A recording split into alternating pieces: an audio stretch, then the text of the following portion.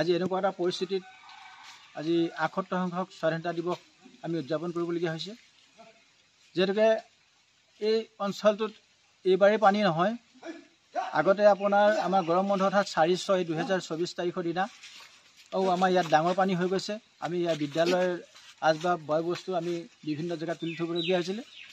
তাৰপিছত পানীটো কমেও এমাহ থাকিলে। এমাহ থকাৰ পিছত পুনৰ আকৌ আমি কেইদিনমান স্কুল খোলাৰ পিছত আকৌ পানী আহিলে।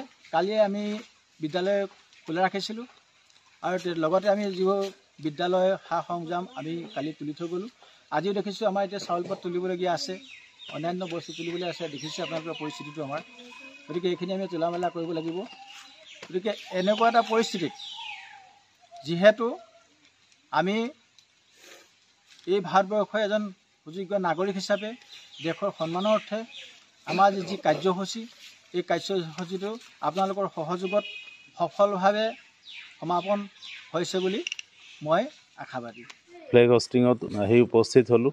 উপস্থিত হৈ দেখিছোঁ যিটো মোৰ ঘৰ কাষতেই আৰু স্কুলৰ, কিন্তু বৰ দুখৰ বিষয় হৈছে ইমান পানীৰ মাজতো আজি যিটো নীতি নিৰ্দেশনা চৰকাৰৰ, সেই নীতি নিৰ্দেশনা আমাৰ হেড ছাৰ কলিতা ডাঙৰীয়াই আনুষ্ঠানিকতা ৰক্ষা কৰিছে।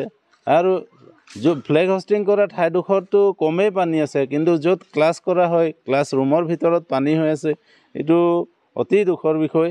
আৰু যিবিলাক ল'ৰা ছোৱালী আজি ইয়াত উপস্থিত হৈ পতাকা উত্তোলনত অংশগ্ৰহণ কৰিলে, তেওঁলোকৰ ঘৰতো পানী হৈ গৈছে, তথাপিতো তেওঁলোক ইয়াত আহি সহযোগ কৰিছে।